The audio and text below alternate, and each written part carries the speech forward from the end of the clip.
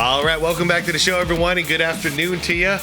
We are back continuing this very long and very interesting video from Uncut Hoops. This is the truth about Michael Jordan's career. This is part 5 of a eventual 12-part series. I've covered all 4 parts up until this point, and I'm going to continue doing so as long as he keeps doing it. Uncut, if you're hearing this, one of the reasons I want you to keep doing this series is by the time you get done with 12 parts, you might have like the most official, longest, like actual career documentation, like documentary of Michael Jordan that exists in the entire world. So keep going, dude. You're 5 parts in, and this is getting more and more interesting as it goes on. So anyways, everybody, if you haven't watched this morning's video, please watch that first. That'll get you to this 24 minute mark that we're at now. Also, the link to the original video is down below in the description of my video here. So if you want to check out the original, go right ahead. It's there. And if you want to go over to Uncut and give him a subscribe, link is right there for you. Okay, guys? It's in the description. Anything else to say? Shout out to members. I appreciate you all. Let's keep going. Like the video. I'd appreciate it. Here we go. Part 2. Now, looking back at the overall series, Philadelphia being down 0-2, it's kind of disappointing. Now, the silver lining, Philadelphia at home, a very impressive 34-7. Then losing Game 3 at home is kind of unlikely. And looking how they started this game, it was absolutely phenomenal. Barkley, Mahorn, the entire Philadelphia team imposing their will and bullying Chicago. The Bulls need one guy to get hot. Anybody. Uh-oh. Oh, that was a bad possession. 3-on-1 break. Chuck got a fast break. It's an errant pass. He's 2 for 8, Michael is. Jordan. Fades and fires. He posted. Oh, that defense is looking a lot better. Dawkins with Barkley. Barkley and a foul. 5th Barkley assist. Ooh, bad pass. Jaminsky intercepts. Barkley. Don't foul, don't foul. The Bulls, for the first time in a long time, when the doors blown off them. As at one point, they're down by 28 points. And if you want to Wow, yeah, that makes sense. The energy level is just wild. peak Charles Barkley, grabbing boards, dunking, blocking shots, watch this Game 3. Charles right here at the peak of his powers. Wow. And Philly headed into the fourth quarter up by a whopping 20 points. Now, Phil's lineup to start the fourth quarter was a pretty lackluster lineup of Will Perdue, BJ, Craig Hodges, Stacey King, and Jordan. That lineup right there from Phil kind of waving the right flag. But looking at this fourth quarter, it got very, very tight pretty quickly. Jordan for 3. Comes Jordan, 3-on-2. They kind of like it by Phil, though. That's a statement. That's like, all you other starters, you all ain't getting the job done. Jordan's the only one getting the job done, so we're leaving him out there. By Dawkins. He scores and a foul. Let's try the bench. Game 5 of this series, he'll have it here on TNT on Wednesday if necessary. Jordan fakes. Hangs in the air. Drills it. He forced something that wasn't there. 5.5 minutes. Damn. Oh. No, they can't. By Chicago. Jordan for 3. Yes, sir. Little time. I mean, even if the Bulls lose this game, Jordan is sending them a message like, I'm not giving up. I'm not quitting. I'm going to keep coming at you until this ends. So this psychologically has a big impact. 2-minute period. They go to Jordan alone and slams it home. Armstrong, Jordan. Hey, He lets it go for 3. hey, this game's within reach. 14 points.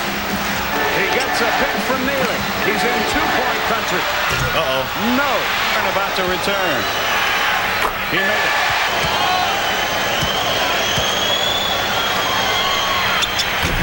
He missed. Rebound, Chicago. 30 seconds. Armstrong, too tall. Hodges tried to save it. He couldn't do it. So Jordan having 24 Wow. points right there, playing near perfect basketball, was pretty brilliant. Hey, man. Yeah, like I said, though, psychologically, this sent 2 messages. Jordan told Philly, hey, yeah, you ain't going to win another one. No way, because I'm not stopping.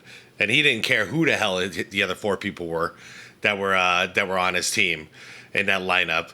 And in 2, it sent the message to the bench. I'm sorry, not to the bench, but the starters for the Bulls, sending them a message like, yeah, I'll sit your ass if you guys pull that crap again. You know, no problem. No problem. Don't think everything is just going to be handed to you now. So this is going to piss them off, and I bet you they come back strong into this next game.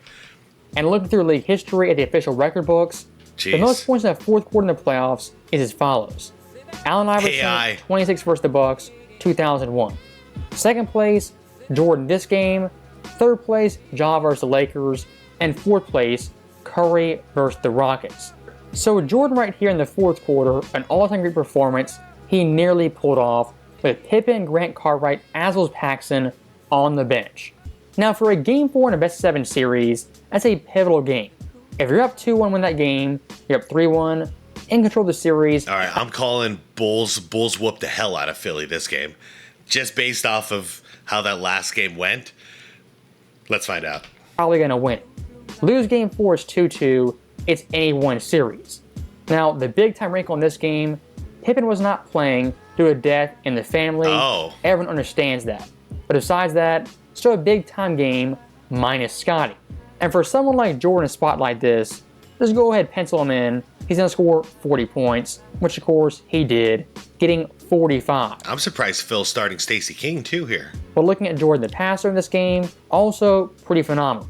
By mid-second quarter, 7 assists, and for the entire game, had 11. Now, despite Jordan having a great game, playing fantastic, facilitating and scoring, Chicago in the third quarter down by 14 points. Damn. On the verge of losing. Yeah, the wild card here is I wasn't expecting Scotty not to be here. Michael Jordan from that point on, I thought he was going to come back and have a monstrous game. Have 24 total points, including 18 in the fourth quarter, pulling off a masterful comeback and a Game 4 victory minus Scottie Pippen. Rebounds for Michael Jordan. B.J. Armstrong back to Jordan for 3. Jordan over top of everyone by the veteran from Vanderbilt. Literally everyone. And don't forget, he's playing against a guy who was a great rebounder. Cartwright. And B.J. Armstrong. That's a tough layup. But it's got Jordan out high. Jordan with the quickness advantage. Oh, Barkley on him. And he uses it and capitalizes on it. And in fact, they've got the speed advantage at 4 positions right now. Philadelphia has a foul to give. You know, every time I think I can figure out what was peak Jordan, I don't know. Because sometimes I think 88, 89 Jordan might have been peak. He still had all that athleticism in him, but then he wasn't physically strong enough yet. So it's such a journey to see. But it definitely wasn't like 84, 85 Jordan. That Jordan had a lot to learn about basketball still. But this Jordan here, he's got pretty much all of it figured out. But not like that. He just needed more, Jordan goes over top more of physical Mike mass on him. Anderson is in there right now. He's going to take Jordan.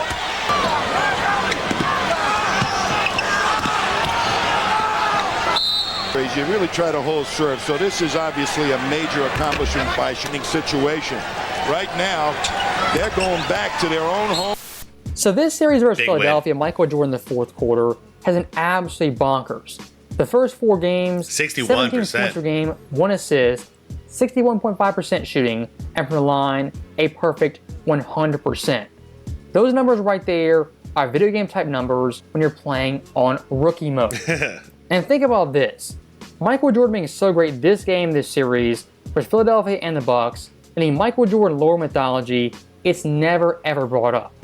Long story short, the more you look at Jordan's career in depth, game by game, the more impressed you become, the more blown away you are. Yeah, that's why like all of us who witnessed it in real time, we're so adamant about we've never seen anything like this ever since. And we've never seen anything like this before. Because it wasn't just once in a while. It was every freaking night he was incredible. Case in point, Game 4 versus Philadelphia, and really the entire series versus Philly and Milwaukee. Now, getting back to the Philly series, the Bulls up 3-1, heading home. This game kind of had it in the bag. And I give Philadelphia credit in the first quarter. Despite Jordan scoring 14 points, they did hang around. When the third quarter proves with the Bulls, and a patented 14-2 run they pulled away, and they never looked back. For another opportunity. Only 6 turnovers for the Sixers. For 3.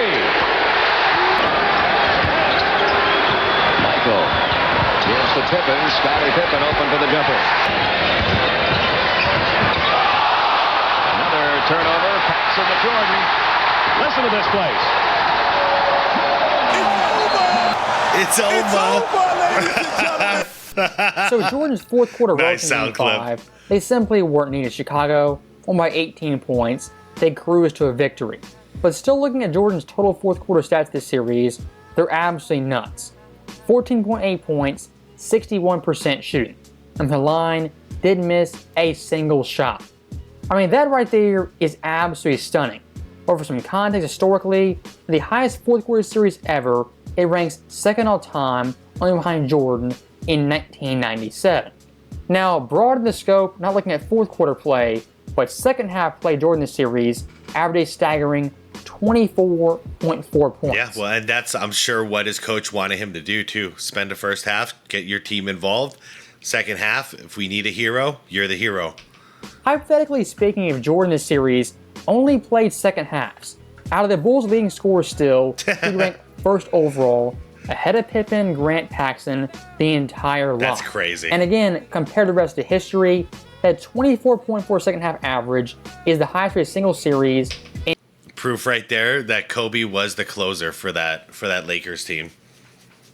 I don't know what else is needed to prove something like that In playoff history. Now here's the final piece. Jordan for the entire series averaged 43 points per game. crazy. For a single series ever, has the fifth highest mark in league history. Long Shout story out to Jerry short, Jordan this West. series offensively was damn near perfect. 40 points per game, 24 points and a half, and the fourth quarters shot 61%. I mean, that right there is absurd stuff. But looking past Jordan's offense, let's look at Jordan's defense. Defensively versus Philadelphia, I mean, great on-ball pressure, solid post defense, excellent time in the passing lanes, and as a help defender, tons of block shots. Jordan's intensity and effort on defense is second to none. And guarding someone like Hawkins, running around screens through picks constantly, and that's tiring stuff that Jordan never got fatigued by. Michael had problems with a certain player, anyone who could catch and shoot. So Rex and Dale Curry and Jeff Malone. Hey, I watched this. This was a great little podcast or whatever you want to call this. This was great. Rex Chapman. Anybody can Hornacek. do that. Hornacek, Hersey Hawkins. Tell me he didn't just say that. Game, 10:50 to go in the first.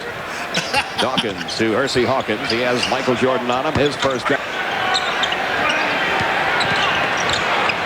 5-7 from 5-7. Philadelphia. Yeah, he handled Jeff Hornacek pretty well in 93 and then also in 97 and 98. I'll just be real. I love BJ, though. But I see what he's trying to say, but I don't agree. I don't agree because I've seen otherwise, and we're seeing otherwise right here. Get it back to 7 here. He's as nifty a low post player as I've seen come into the league.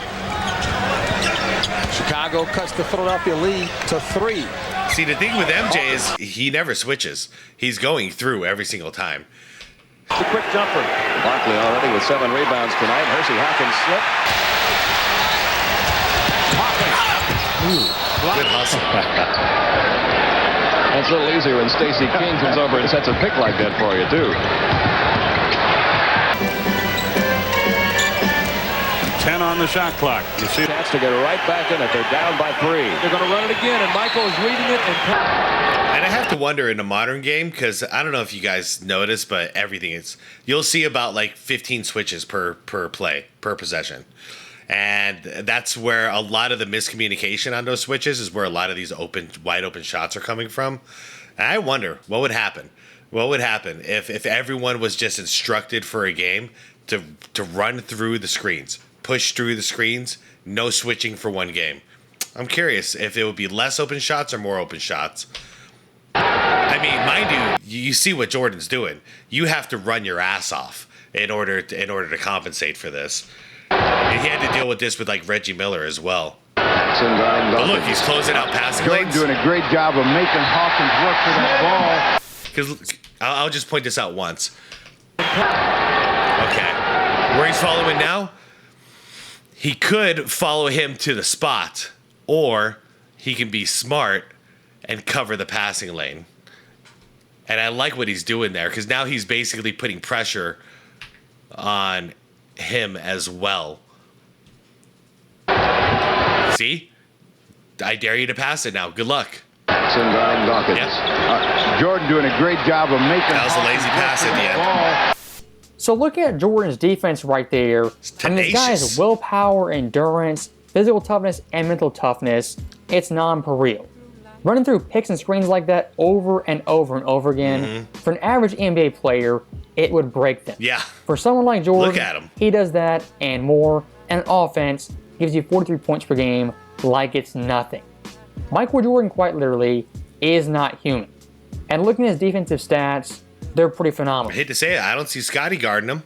You know, I mean, I guess that happened more later on in their journey together, but back then, no, Jordan was putting full effort on the shooting guard.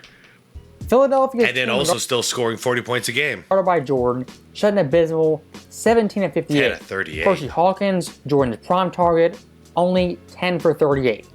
And two pretty important stats to note: Michael Jordan deflections per game this series, 7.4. For his turnovers, also highly impressive at 5.2. And how are you going to average 4 steals a game? Michael Jordan defending against Barkley in Barkley's turf. And the pass too long. And look at Michael Jordan really confusing Barkley and the passer. That's smart, actually. See, he's not putting a body on him. Because if you put a body on a guy who's posting up against you, he knows where you are. He knows how to be able to catch the ball without it being deflected. But Jordan's refusing to do that. Really? And yeah, he doesn't know where to go. So Barkley didn't have his left hand or his right hand up because he didn't know how to call for the ball. He just knew he had good position. Confusing Barkley and the passer. Smart. 4-point ball game, Sixers on top, 150 remaining in the first one. Michael Jordan down to a 1-point Philadelphia lead. Barkley stripped by Jordan. You had 6 different people stop him. It's like I'm the only guy in America that now pick your Lakers as we take. That would be so frustrating to play against a guy like this. He's swiping at everything. To get it to Thornton underneath. And that trip, Mahorn the rebound. Sixers on the run. Trying to get back within 3, but there's Michael again. How in the world did he save that ball? Cartwright tipped away by lead by example, MJ. Inside to Thornton, but there's Michael Jordan just waiting at the pass to cut him off. Jordan's defense this series was out of this world. One of the best defensive series look at of that. his entire career. Now, that takes strength. Out of this Chuck world, going up with 2 hands? Like, that takes a lot of strength to get that ball out of his hands. Defensive series of his entire career. Now, speaking of great defense, we have the Eastern Conference Finals versus the bad boy Pistons. The Detroit Pistons have so many things to think about. I made a list for you. Defense, rebounds, Jordan. That's the way their list goes. We're going to invoke the Jordan rule against them. We're going to use the Jordan rules, also the Michigan National Guard. As you have said all along, we can't get that multitude. If we can contain them in the 25, what is Krause doing here? 26 area, we're going to win the basketball. They like to double Michael Jordan when he crosses. Can you guys just like see and feel the little man syndrome? Like, I just see it in his behavior, in his body language. We're going to win the basketball. They like to double Michael Jordan when he crosses midcourt, force him to give up the ball. They also like to make him go to his left, where he has less room to maneuver, and they like to vary the timing on the trap, triple team him when posting up. So look, when it comes to the bad boy Pistons, their defensive strategy is straightforward and simple, and been the same strategy for the past 2 seasons. Imagine being such a badass that the entire team's like complete strategy is how do they stop you? How do they slow you down? And looking at game 1 in Detroit, Michael Jordan from the jump came out on a mission.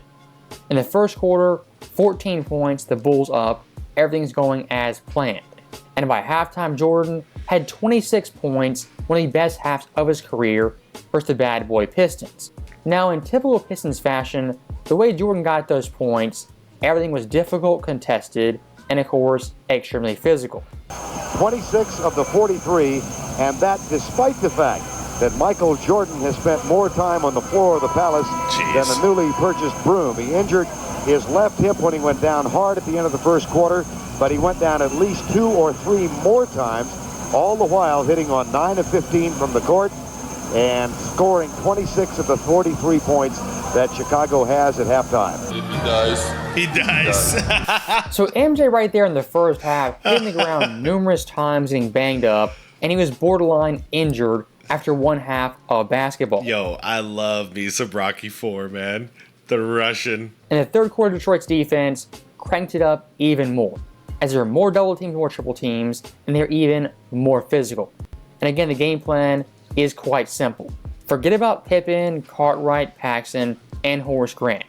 Who you focus on stopping is Michael Jordan. He's the head of the snake, and you gotta stop him. Just look at this. Look at the hang time he's gonna get. Who you focus on stopping is Michael Jordan. So he's the head of the snake, and you gotta stop him first and foremost. Oh, yeah. And look in the third quarter, He is the snake. they did a pretty damn good He's job. the whole snake here. As MJ in the third quarter only managed 5 points, whereas Joe Dumars exploded for 18. Damn. Now, looking at the fourth quarter, Jordan as well as the Bulls, a pretty abysmal showing. MJ in the fourth quarter, 3 points, 1 of 4 shooting, his worst fourth quarter of the postseason. And to add insult to injury, when Jordan was getting his teammates good wide open looks, what happened over and over and over again? They simply missed those shots and didn't convert. That in game 1 was the story of the game. Every Bull not named MJ was 16 of 66. That's 24% shooting. Wow. And Chicago, when it's all said and done, they only And he was managed getting them open looks, too. 77 points, their lowest output of the entire season. Now, looking at game 2 in Detroit, things for Jordan and the Bulls would not get much better, as Jordan individually had a very, very rough half, only managing 7 points. So in back-to-back halves, the Pistons defense held this high-powered Bulls offense to under 40 points in 2 consecutive halves. That for Detroit once again proves they were a great all-time defense. Crazy. Nowadays, we get 38-point quarters. Now, looking at Jordan in the second half and the third quarter, he would put up 8 points, lead a minor comeback that led in the third quarter of the Bulls actually take the lead off a Craig Hodges 3. But like we see over and over again, when MJ goes out of the game, things flip in an instant. Yep. And with Jordan out of the game, a quick 14-4 run, the game was flipped in an instant, and from then on Detroit would cruise to a Game 2 victory. So Chicago, the first 2 games in Detroit, was very, very lackluster and honestly kind of shocking. As again, coming into this series, Jordan playing fantastic, Pippen was rolling, Grant, Paxson, the whole crew had tons of confidence. And here's the bad thing for Bulls fans. Isaiah Thomas the first 2 games shot 29%. They're still up 2-0. Jeez. One of the underrated parts of this Pistons team is their depth and sheer number of scores and bodies, especially off the bench. As someone like Mark Aguirre on many teams, we an all-star caliber player. For the Pistons, he's not even starting. So looking at Game 3 in Chicago, of course, a must-win game, everybody knew this. And you gotta think Jordan at some point has to get rolling, get going, have a Jordan-esque game that we're so used to. And look in the first quarter, Jordan played, I would say, pretty decent, nothing spectacular, and the Bulls led by 5. But like we saw in Game 2, when Jordan headed to the bench, bad things happen. Start of the second quarter, the Pistons, a quick 13-2 run, they go from down 5 to up by 6. And at one point in this game, the Pistons bench had scored 24 points to the Bulls. Man, that's the story right there, isn't it? 0.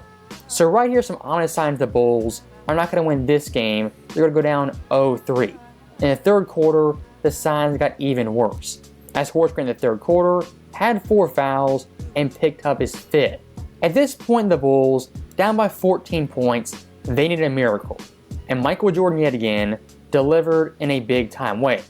As from that point on, Jordan would score 27 points, including 18 in the fourth quarter, to give Chicago a desperate miracle win they really did not deserve. Aguirre will inbound. No more timeouts. Aguirre fires a 3, and it's off the mark. Rebound, Jordan. Big free throw. Today for offensively, but bigger free throw. He's been magnificent. He's had some big games in the past before the Jordan rules went into effect, and he has a huge game today. And the Bulls win. Looking at the first 3 games of this series, the Bulls, they really only won the first half of Game 1 and the fourth quarter of Game 3. Now, you're only down 2-1. It's honestly kind of a miracle. But again, these Jordan-esque performances keep Chicago in the game as well as the series. And looking at Jordan's Game 3 stat line, I mean, top-tier Jordan stuff. Yeah, no kidding. With an elite defensive team. How spoiled are we? How spoiled are we? I'm starting to see these numbers, and I'm just like, yep, that's Jordan. 47 points, 10 rebounds, 5 assists. He probably had like 3 steals and a block. Come on, man. And I don't know, but he probably shot 50%. And in total, 47 points. In the second half alone, had 31. Jeez. If you look at Michael Jordan's all-time ranks for 30-point halves in the postseason, from 85 to 90, this is the 7th one he'd ever had in his playing career. And also notice he's the only one who's ever converted this into championships. None of these other guys have done it. That is not officially on record. And here's the best part about Jordan. After that 31-point half epic performance, in the post-game interview, who did he give credit to? Not himself, but everybody else. And you were outstanding with 30 points. Well, we played very physical. I think our guys kept our poise. You know, Detroit made a run. We knew they would. But we did all the right things down the stretch. We hit some key shots and really went our way down the stretch. I saw you talking to Scotty and Ed Neely and telling them all the way down the stretch, way to play harder. We are. We must play harder. We got to have faith in ourselves. You know, I felt the last game we were kind of disunified and we didn't do anything together. In this game, we unified ourselves and certainly played very united. I love it. It's all about the team. I know what you were waiting for. When was the part where he's going to say, that one right there made me the greatest of all time? No, man, I love it, dude. Whenever there's so much evidence to this that whenever they fail, Jordan takes accountability for it. And whenever they succeed, even if Jordan scored 60 points that game, he's crediting the team. And that's a captain I could follow. You know, I could run through a brick wall for a captain like that. So, much like Game 3, Game 4 in Chicago was a must-win game. Go down 3-1, this series is over. Tie at 2-2, it's anyone's game. And looking at the first quarter, the Bulls, an early 12-point lead, had all the momentum. In this game, the Bulls, playing typical Bulls basketball, forcing turnovers, running the break, imposing their will on the Pistons for the first time really all series. And here's the one thing to note. The role players in Chicago played much, much better. And even Jordan himself, much more comfortable in Chicago than playing in Detroit. As Jordan in the first half had 20 points in the Bulls, or by 16 points. Nice. Now, that Bulls 16-point lead would not survive the third quarter. As the Pistons in the third quarter played much more physical defense, they crashed the glass, they played Pistons basketball. And looking at Jordan's third quarter play, kind of a weird quarter. Only 2 points, he was passing a lot. He was getting some nice dimes, but it wasn't they're double teaming him every single time, so. Jordan, like we saw the entire first half. Now, what this could be is Jordan kind of saving his energy building up for a big fourth quarter push that the Bulls desperately needed. And of course, you can imagine in the fourth quarter. What's sad is that it's leading to wide open shots for his teammates because it's just an obvious, blatant double team, wide open shooter. It's up to those shooters to convert. Jordan's making the right play there. Exactly what they got. As Jordan this quarter had 19 points of everything. There he goes again. And for the game finished with a staggering 42. 2 in a row at one time, and that was it. Got you. Michael ducks in. Inside, there it is right there. Caught him right below the wrist. A lot of times you can get away with hitting a jump shooter on the elbow or right above the elbow on his release. 5 on the shot clock. Vinnie Johnson on Jordan. Sally comes along to help. Of how they're going to cover. Michael Jordan goes on. There's the foul. Very hard foul. To withstand this kind of punishment. I do believe we saw him get nailed. If you ask Michael. Jordan. Against away from the double. Everyone is covering. Jordan. And say you're going to play this. You see he knows they're going to hit him at this point. Like, he knows the second he gets past this point, he's now like preparing himself for that hit that's going to come in from all angles. Like, watch. He's actually jumping knowing he's going to get fouled. Everyone is covered. Look at that. See how he slowed down? Because he was like, okay, I'm about to get hit. You know, so time to brace for impact. These are not basketball things. Like, this should not be a basketball thing. Go for the block, swipe for the ball, do all that stuff. But, yeah, you can't just, like, straight up just hit a dude and throw him on the ground. And say you're going to play. So I'm glad they cleaned that part out of the league. The hits. He's walking to the foul line and says, all I'm going to do 35, 4, 8, 3. Come on. Foul zone. How about just how would you like to be Michael Jordan? I wouldn't want to be Jordan playing against the Pistons. The game. But at playoff time, he always elevates. He's averaging 11 in the second half. Yes, it is. How many times do you hear that? Well, Tim Bryant told us earlier about the problems he's had with it. So look, this series being tied 2-2, it's honestly kind of a miracle. As Jordan came 3 and 4 in the fourth quarter, 18 points, and then 19. If MJ even has half that amount of points, the Bulls, they lose both those games. They're swept 4-0, absolutely embarrassed and disgraced. So if you want the Cliff Notes version of the series, it's quite simple. If MJ in the fourth quarter shows up, the Bulls win. If he doesn't, they lose. Now, the second big time trend is whoever has home And court, as unfair as it sounds, that is the responsibility of the closer. they're winning that game. Game 5 back in Detroit, the same old story, the theme remained true. As MJ the first half of Game 5, a very, very rough shooting half, only 3 and 9 from the field. The one thing Jordan was doing fairly well was avoiding traps and double teams and finding the open man, whether it be Grant, Paxson, or even Craig Hodges. Cartwright. Ooh, what a trap. He dumps it deep. 23-14. Pistons by 9. They'll go to Jordan. Damn, look at that defense by Joe Dumars and Rodman. Or, sorry, that's Isaiah there. But the man-to-man defense from Dumars is already so difficult. And then when you got just people trapping you anytime you get any breathing space, it's a wild defensive scheme. The crowd has to dish it back to Hodges, trying for... Jordan catches foul line. Now Paxson from long range. But if they're going to be able to beat the Pistons, then to beat them here. I just want to watch it again real quick. I'm going to go back to 2 plays that Uncut showed here. Jordan was doing fairly well, was avoiding traps and double teams and finding the open man, whether it be watch this. Grant, Paxson, all right, great defense, even great Craig defense. Hodges. Great defense. Oh, made a move. Trap. Like, there's no room to breathe. Still a great pass. He dumps it deep. 23-14. And then again, look at this. They're already running. They've got 2 runners. They're fighting over who's gonna get to trap him, while you're blocking the passing lane over here. They'll go to Jordan. That's Big Buddha Edwards. Has to dish it back to Hodges, trying for... Jordan catches foul line. Now Paxson from long range. But that's what Jordan needs to do in that situation. It's not like he's doing something wrong. You know, you trap, you got to hit the open shooter. That's your job. Be able to beat the Pistons. Their job is to hit the shots. Beat them here. He's going to have some help from Pippen and Grant. Yeah, no kidding. Michael through the crowd. Jordan. Line dish to Grant. At this point, Jordan has done everything one man can do.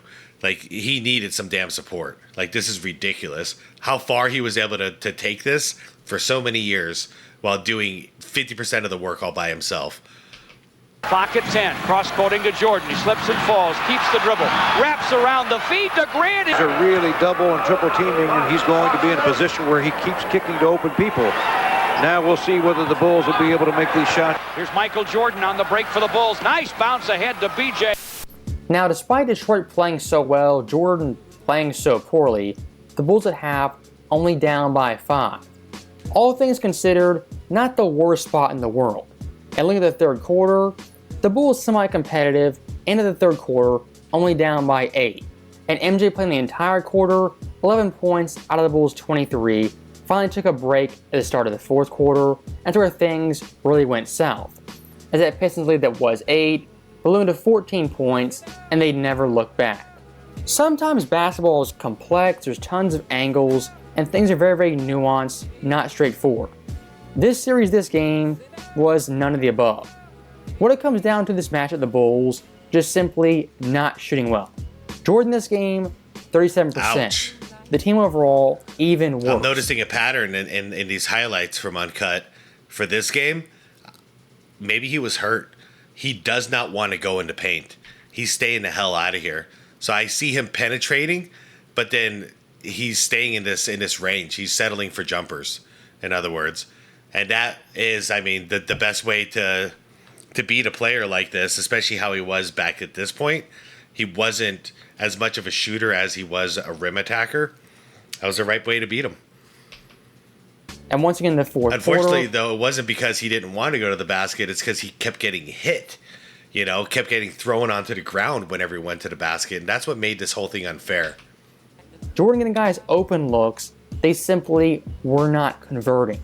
So looking past Game 5 in Detroit, we have Game 6 back in Chicago. Okay, we're going to Game 6.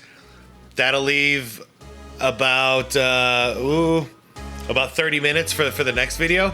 I think I'm going to stop this one here, and we'll save the rest for the After Dark, and we'll close it out. Damn, man, I'm really invested in this. I don't know about you guys. This has been fan-freaking-tastic. I mean, I know how this is going to end.